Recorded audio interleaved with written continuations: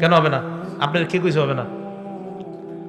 সাধারণ পাবলিক যে কইলেন হবে না, কেন হবে না? আপনার কে সাহস দিল আমার ভুল ধরার? কে কইছে অর্থ পাল্টাইছে? অর্থ পাল্টাইব না, অর্থ ঠিকই থাকবো। তু পেশ, তি জের, ত জবর। জবর দিমু, পেশ দিমু না কেন? জের দিমু না কেন? জবরই দিতে হইব কেন? এই কেন দিতে হইব? কমি মাদ্রাসারে এই 4 বছর শিখানো হয় কেন জবর দিবা। এইখানে কথা বলতে সাবধান, লাগাম টানো। 4 বছর শুধু শিখানো হয় কেন সিরাত তয়ের উপর জবর হবে, জের হবে না কেন, পেশ হবে না কেন?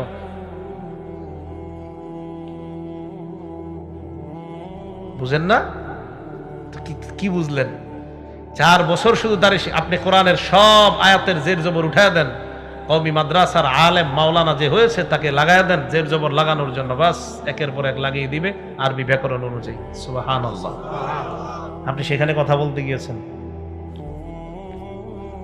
তো বলছিলাম কথা বলার আগে জেনে শুনে বলতে হবে। তো সিরাত কোরআনের মধ্যে আছে কাজ্জাবাত সামুদুল মুরসালিন, সামুদ জাতি রসুলদেরকে অস্বীকার করেছে। সামুদ জাতির রসুল হলো একজন সালেহ নবী। আল্লাহ কোরআনে বললেন সামুদ জাতি রসুলদেরকে অস্বীকার করছে। সামুদ জাতির নবী হলো একজন সালেহ নবী, অস্বীকার করছে তো একজন রে, আল্লাহ কেন বললেন সব রসুল?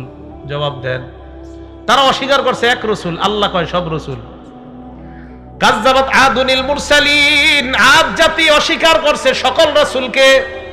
আমরা জানি আদ জাতির রসুল হলো একজন হুদ আলাইহিস সালাতু ওয়াস সালাম। আল্লাহ কয় অস্বীকার করছে তারা সব রাসূলকে। জবাব দেন। এটারে কয় কোরআন। তো এটা কি হুজুর? এটার জবাব আছে। রাসূল অস্বীকার করলো একজন, আল্লাহ কয় সবাইরে অস্বীকার করছে। কথা কাটটা সত্য, আল্লাহটাই সত্য, কিন্তু বুঝে তো আসে না। বুঝে আসবে কখন? কোরআন যখন বুঝবেন। আর না বুঝবেন তখন আগে পরে না পড়া যখন মিম্বরে বসবেন, বসার পরে আপনি এমন ভুল করবেন যে ভুলের কারণে সারা জীবন খালি পস্তাবেন।